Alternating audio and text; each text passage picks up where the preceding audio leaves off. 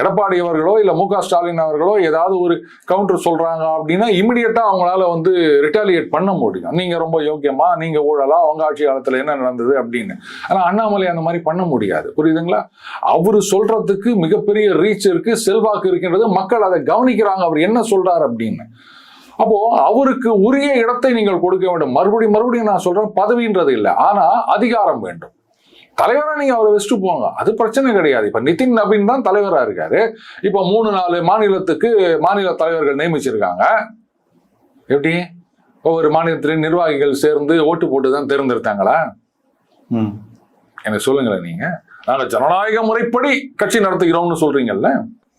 இப்ப நிதின் நபீன் அவர்களே எப்படி வந்து எல்லா மாநிலத்துல இருக்கவங்க எல்லா நிர்வாகிகள் இந்த காங்கிரஸ் சொல்லுவாங்களா காரிய கமிட்டி அப்படின்னு, அந்த மாதிரி ஓட்டு போட்டு தான் தேர்ந்தெடுத்தாங்களா?